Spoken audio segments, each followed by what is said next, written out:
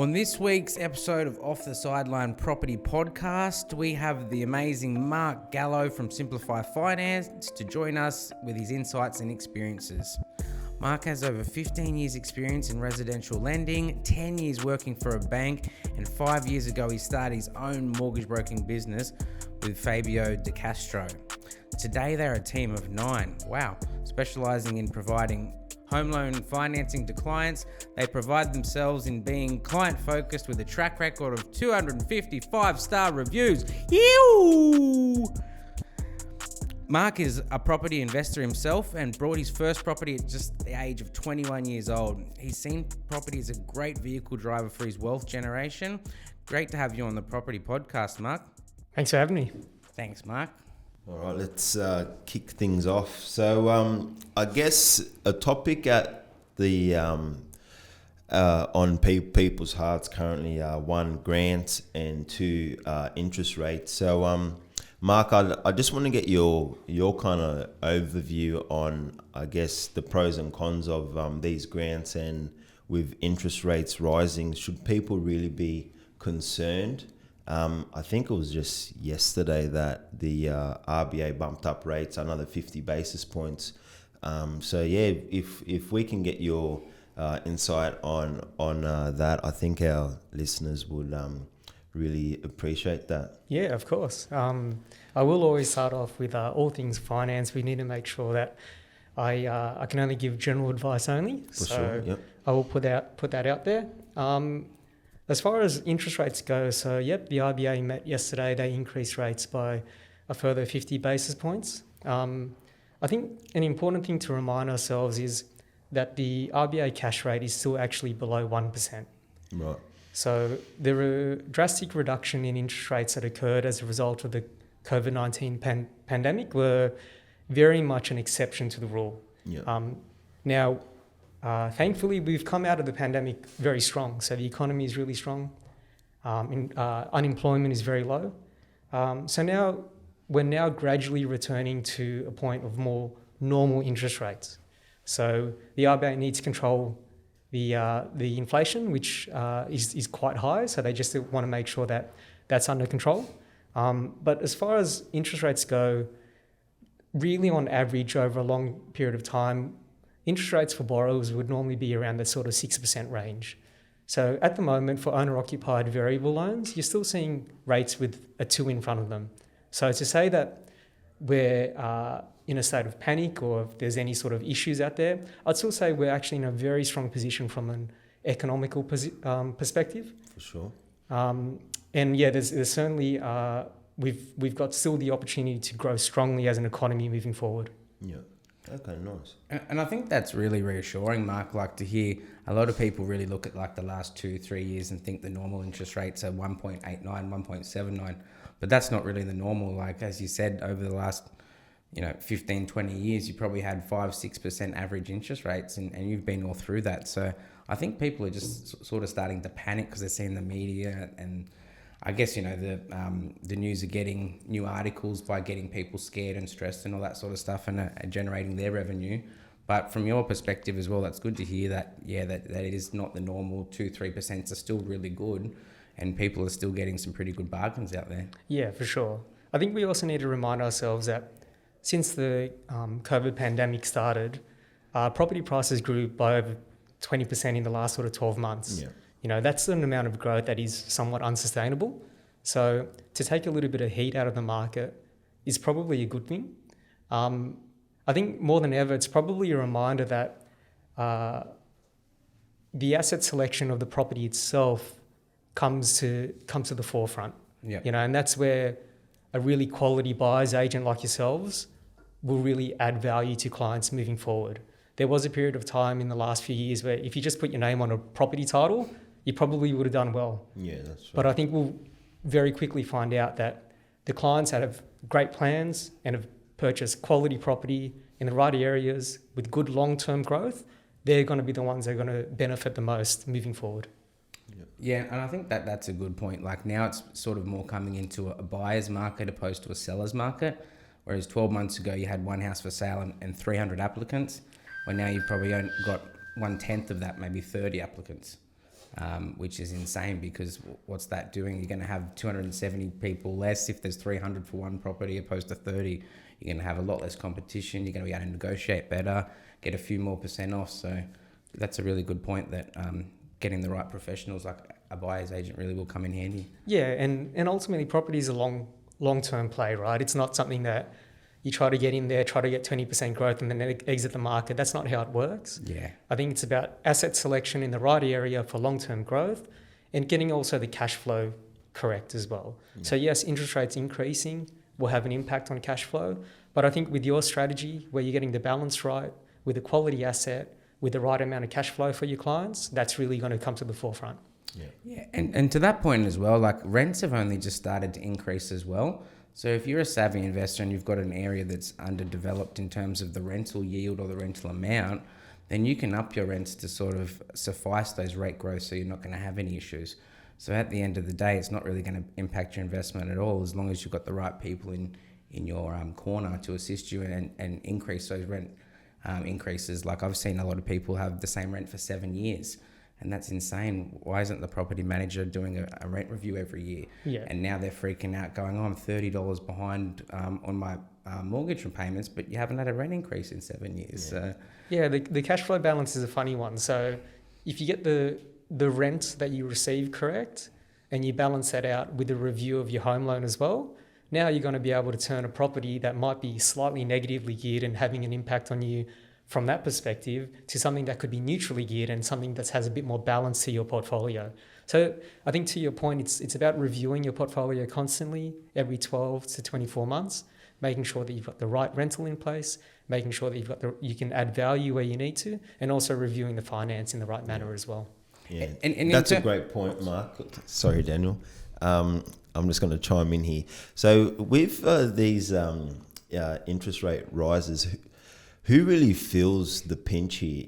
Because I know that a lot of landlords would just offload those increases onto the tenant. So do these rises really affect property investors in your experience, or who really feels the pinch really? Look, the theory is that as interest rates increase, that investors would be the first one to exit out of the market, and that's a concern for regulators, because if there's a lot of people exiting from the market, that's when you have property values going down. I think the important thing to remember is, from a lending perspective, whenever we've done lending over the last few years, we've lent at a rate at a minimum of 5.25%. Okay. Or a buffer of 3% above the rate that's been actually given to the client. Yeah. So there is a big buffer remaining before, on paper, really someone should have an issue with affordability. So as long as they're getting their consistent rental income come in and their own PAYG income come in as well, or self-employed if they are, really they should be in a position where their cash flow is still in a strong position. Going back to your process as well, where I think you guys get a really great balance between a quality asset and also the ability to get dual OC income. I think that's where you get the balance right as well, because I think the tactic of negative gearing and having a negative cash flow is a little bit outdated. You know, if you're dipping in money every single week, is that really working for you when it comes to creating wealth? Yeah, you know, for sure. So getting that extra dual OC income really puts you in a stronger position, even if rates happen to increase in the future. Yeah, for sure. And the reason why we use that strategy is just because it mitigates any kind of risk to our clients. So because you've got to live, right? And if your property is negatively geared and you're contributing $100 to $200 per week to service your loans, you're getting that lifestyle creep, and that's going to impact you. And if your lifestyle does change, that $200 to $100 might need to go elsewhere, right? So having something that's neutrally geared, or at least positive cash flow, can really kind of mitigate those unfortunate events that life does throw at you. So, yeah. And in terms of the post-election now, Mark, has that had any impact on you or your business in a good or a bad way? Or have you got any feedback on the post-election? Yeah, I think leading into the election, naturally, a lot of people want to sit on the sidelines. They want to see which government's going to come in and then therefore which policies are going to come into place. We saw certainly a lot of people sort of just seeing where things would go. Now that Labor's come into power, a lot of the policies or promises that they announced leading into the election, it'll still take a little while for them to filter through. Yeah. As Onus mentioned earlier, there are a fair few government grants that are available now, with the idea that Labor will also introduce further ones moving to the future. So we can certainly discuss those in greater detail if you wish. Yeah, that'd be great. Let's have a chat about the grants and what are out there for people, because I think from a customer perspective, there's a lot of grants, there's a lot of unsureness from people, and they're not sure what they qualify for, what they can do, and I guess if you can give them an overall wrap on what is available or what to do, that'd be really helpful. Yeah, for sure. So I think first and foremost, we need to remember that from a policy perspective, the grants are targeted towards owner-occupiers. Yeah. So we want to get people on the property ladder. So it's all about the owner-occupiers. The most basic one that's out there is a stamp duty waiver for anyone that purchases an owner-occupied property as their first property, up to $650,000, with the discount up to $800,000 on the stamp duty that's payable. So stamp duty is quite an expense. It's between sort of 4 to 5% of the property value. So to have that waived for you up to $650,000 is a great benefit. So that's the first and foremost that everyone will be able to benefit from for their first property. For sure. The other one that's on a lot of people's lips is known as the First Home Loan Deposit Scheme. So something that the government realised is that the deposit that was a major obstacle to people getting in. So to save up 20% deposit is really difficult in the Sydney market, in any market really. So what that First Home Loan Deposit Scheme was targeted towards was getting people into the property with as little as a 5% deposit. So they would be able to then borrow 95% of the property value and not have to pay lender's mortgage insurance. Now, lender's mortgage insurance is normally payable whenever you borrow more than 80% of the property value. So by the government guaranteeing that difference of 15% and therefore avoiding the requirement for LMI, it really broke down the barriers towards the deposit that a lot of people were feeling for their first property. Yeah, I could imagine. Like, how long does it take someone to actually save that 20%? Like, yeah, 7-10 years, something like that. Absolutely, yeah. So and major obstacle for sure, and I think that's why, especially in the Sydney market, it's very prevalent to have things like guarantors. But really, in this case, the government is the one that's acting as the guarantor, where they're able to sort of meet that the gap in the deposit that's available. That's been extremely popular. I think the challenge that we've had from a finance perspective is that it's had limited spots available. So the government's normally only released 10,000 at a time. So it has made it a little bit difficult for clients to be able to have certainty over getting a spot in the scheme itself. But it has really, for the clients that we have helped with that, it has really made a big difference for them because they've been able to get into the property much sooner than they would have otherwise. Yeah, and it's an interesting topic too, because you look at all the grants that are available and what areas only a percentage of the houses are available. The study I was reading last week is 92% of the houses in Mount Druitt area qualify for the grants. And then your Campbelltown, 88% of all dwellings qualify for the grants. So really the government's saying we want people to go to those growth corridors in Campbelltown and St Mary's Mount Druitt area, where they're building all the new infrastructure and there's land available and house prices that people can afford. Yeah, for sure. Because there's caps on income and also property values, it has meant that it's certainly encouraged in those growth corridors for people to purchase there. I think the other thing to remind people is that property, being a long-term game, should also be seen as a property ladder. The first property that you purchase is not meant to be your last. It's meant to help you as a start to then build and grow your portfolio moving forward. So to get in that property, I can assure you that over time, it'll be a huge contributor towards you building your wealth. And if you do eventually want to upsize or build a property portfolio, really getting that foot in the ladder is the critical item.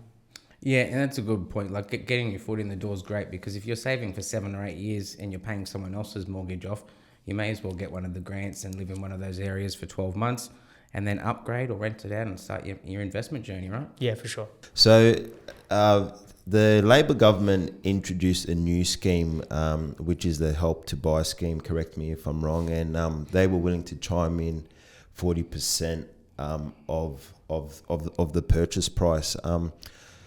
How's that going to affect first home buyers entering, and if they were going to sell long term?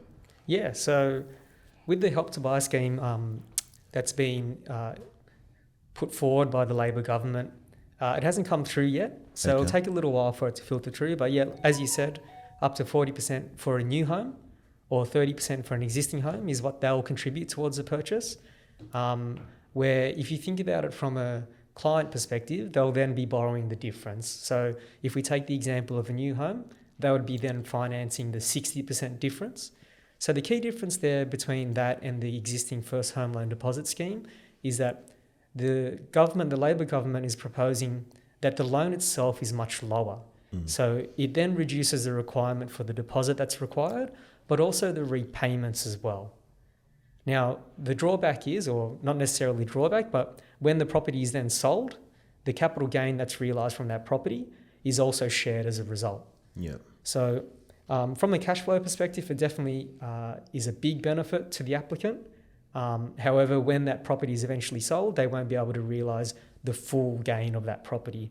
There's a few other nuances that I think over time will be a little bit ironed out, which inevitably happen when the government proposes a new scheme, because there is the ability to also increase the equity that the applicant holds in the property, so that over time the capital gain that they realise at the end of the sale is not as shared as much as it would have been otherwise. Okay. How would that work exactly? I think they're still ironing out the full details of it. That'll be interesting. Yeah, because I think the reality is it'll come down very much to the valuation at the time. Right, okay. And then if they're able to get the affordability to refinance a higher loan amount and therefore own more of the equity, I think that's sort of how it'll work with the finance provider as well. There is also the balancing act, because there was a note there saying that if their income was above the thresholds at over 2 consecutive years, then that's going to also have an impact on their eligibility within the scheme. Like all things, it takes a little while to get the final nuances of it sort of understood and sort of out there. But on paper, it is certainly going to help from a deposit perspective and also from a repayment perspective. Yeah, interesting. And to that point, it's sort of targeting a particular type of demographics, because with the income caps they're talking about as a couple at 90,000 or an individual of 60 grand, that really limits a lot of people that can actually qualify for these grants. Yeah, so it is certainly targeted towards, again, first home buyers getting their first property within certain price caps. And again, it's, I think, with the view that the first property is not meant to be the last. It's meant to be a foot on the ladder. It's a great vehicle for wealth generation, but the biggest hurdle for a lot of people is getting in. So this will certainly help people get their foot on the door and really help them build their wealth moving forward. The one concern I have is if the property goes up in value, then you'll split the share with the government. But if you buy a poor asset that decreases in value, does the government then lose that money with you, or then you liable for that? Yeah, I think it's a question that is on everyone's lips. Whether it's been fully answered or not, I couldn't see it on any policy that's been put forward. And I think, over time, because with these government policies as well, you need to also overlay it from a finance perspective and how that works. So the initial government communications that came through was saying that the minimum deposit that would be required to be saved by the client is 2%. But if we look from a finance perspective, most lenders want a client to save at least 5% on a genuine basis. So it's just interesting to see how those two dynamics will work when the actual scheme is put into practice. Yeah. And again, guys, Mark, I just want to get your understanding on a bank versus lender, bank versus mortgage broker kind of perspective. So if I was a client shopping around and I'm going directly to a bank and I've been knocked back a couple times and I've gone to a broker and perhaps I've kind of gotten some kind of experience whereby I'm not confident. Like, what's your advice to people that are actively looking and trying to get their foot in the door? Yeah, I think the biggest difference between a bank and a broker, I've been fortunate to be on both sides of that That's fence. incredible. With the bank, you're dealing with one policy, one bank, one rate, one product. With a broker, we've got access to over 40 lenders, all the big banks, all the second tier lenders. So I think the first question that I would always ask is if you're having a challenge getting your finance approved, is what are the reasons? What has the lender told you is the issue that you're having? Is it because of your genuine savings? Is it because of poor credit history in the past? Is it because of repayments that you've had issues with? That's where we sort of dig a little bit deeper and then therefore try to find a solution that's tailored towards your particular situation. Giving that flexibility and the ability to do that research really means that we are looking for an outcome that's going to get you across the line to get it approved. So that extra sort of flexibility is really key that a broker brings to the table. There's no extra cost for our service because we're remunerated by the lender that you decide to proceed with. But it gives you that extra flexibility where we do all the legwork and all the research to be able to find that solution for you. Yeah, for sure. And if a potential client is shopping around and let's say they get a pre-approval with a CBA and another pre-approval with a second tier lender, for example, does that kind of impact their credit file? So if they did apply with multiple lenders, there would be multiple credit checks on their credit file. One or two really is not an issue, but once you go sort of to numerous ones, that's where it can cause a bit of an issue. I think one or two is really very much part of the shopping around process, but multiple ones is a bit of a flag to a lender saying, hey, what's happening here? Has there been issues with previous applications that the client is not advising us on? So you just want to be careful with that balance there. I think as a broker, the biggest thing for us is you've got to remember that we're only remunerated if the loan itself settles. And sure. Even then, we've got to actually make sure that we're servicing that loan on an ongoing basis. So the key there is we would never put an application through that we think would not be approved by that particular lender. Yeah, that's key for us. Yeah, that's great to know. Yeah. And in terms of the regional versus metro market that everyone's talking about, are a lot of your clients looking to move out regional because they can't buy places in Sydney, or where are your sort of clients investing predominantly at the moment? Yeah, look, the tree change or the sea change is something that's definitely become prevalent in the last few years, especially with remote working. So, we've had a lot of clients move, whether it be sort of Central Coast, Hunter region, even sort of interstate. So, the sunny state up north to Queensland. That's definitely happened a lot. I think the benefit that people are seeing there is obviously lifestyle is a key driver, a lot less traffic over in those areas, but also the affordability story is a big one. So the Sydney market, for the same price point where you might only be able to get a one bedroom, quite a small unit, in these more regional centres, you're able to get a freestanding house with a little bit more privacy and space. So there have certainly been a lot of clients that have done that change, especially because their work hasn't been impacted as a result because they can work remotely. So it's definitely been more common. Just trying to think if I have another point there. So I think that's really all I had. But it's certainly been something that's been more common moving forward. Yeah. And that's a good point. I think probably the main driver behind that's the COVID and working from home perspective. Like if you've got a laptop in front of you, you can pretty much work anywhere in the world or Australia. Yeah, definitely. And I think in the past there was somewhat of a stigma to say that these regional centres may not enjoy as much capital growth as you would from the capital cities themselves. I think that's out the window. I think regional centres over the last few years have actually had greater growth than a lot of the Sydney markets for that pure reason. And also the affordability story is something that we can't forget. In Sydney, a lot of people are absolutely maxed out to their borrowing capacity.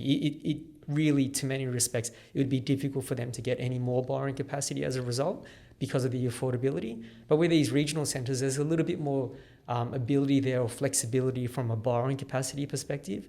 So if you then overlay that with the actual quality asset itself, you then sort of have a recipe for potential future capital growth as a result.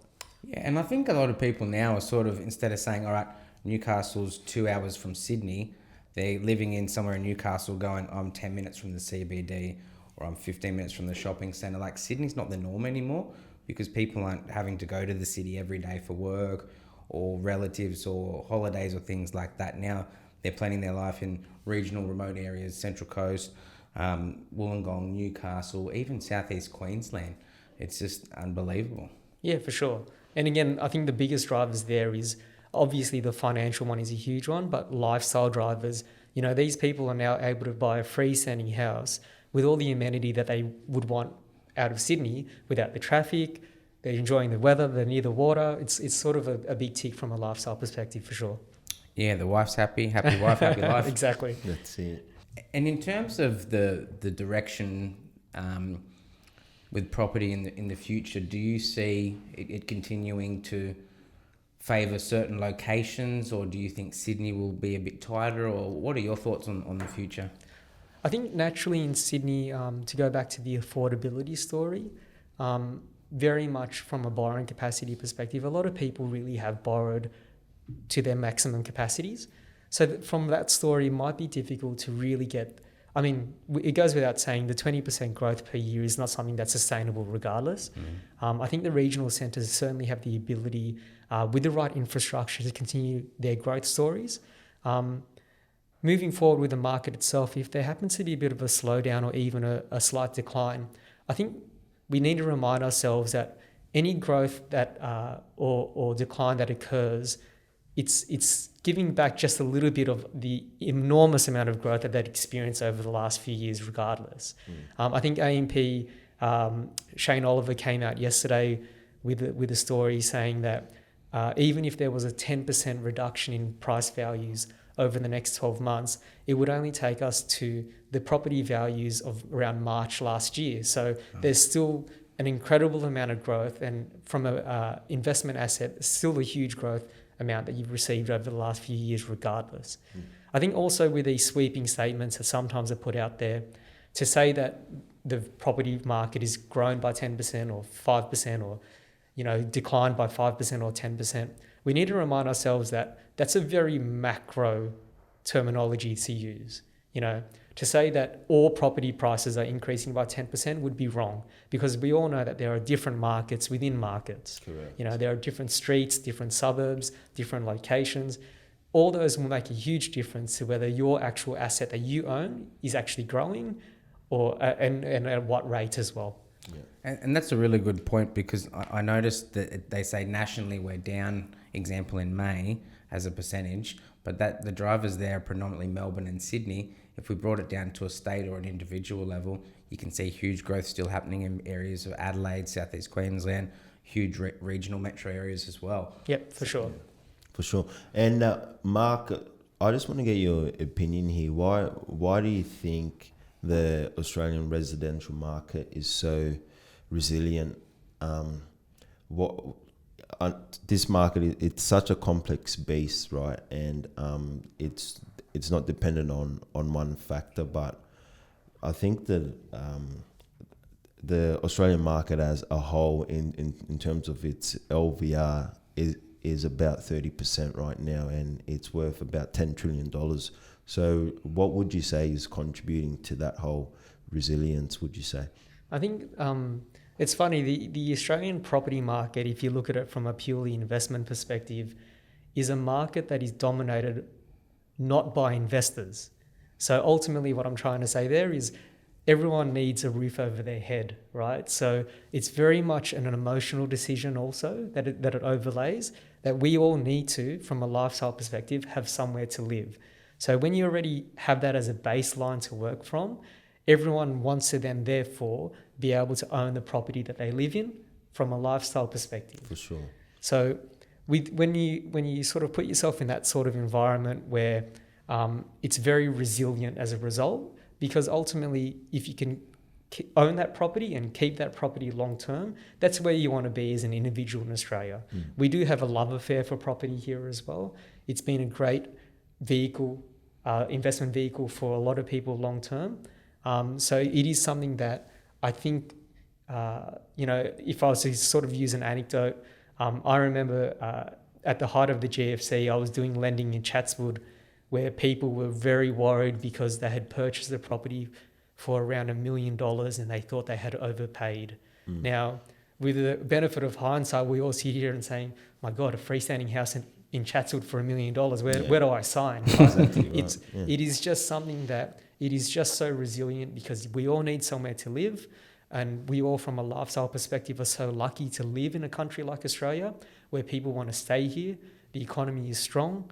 We have strong governments. We have great policies. We have the ability to build wealth. And I think that's why, as a result, it's, the the Australian property market is very resilient. Yeah, I like that. And that's a good point too. I think like a lot of other countries, they've got a lot of government housing. In Australia, we have barely any. So we let our investors create and control that market by buying properties. And where other countries, it's owned predominantly by the government, and a lot of people can't own property. And plus, with all our negative gearing and tax benefits and things like that, it really does make it one of the best markets to invest in. And if you look at the crypto crash, 2 trillion off there recently, and the stock market is literally falling out of the sky, and globally, not just the ASX. If you look at the NYSE, it's really bad across the globe over the last probably 6 to 12 months, really. Yeah, for sure. So certainly real estate is something that should underpin most investment portfolios, for sure. Yeah, absolutely. And that wraps up the podcast. Thanks again, Mark, for joining the show. It's another episode of Off the Sidelines Property Podcast. And a massive thanks to Mark for helping out and showing his insights. He's a really clever individual and has some really exciting strategies that him and his business work on. And thanks again for coming on today. My pleasure, guys. Thanks for having me. Thanks for coming Thank on. you very much. Appreciate it, Mark.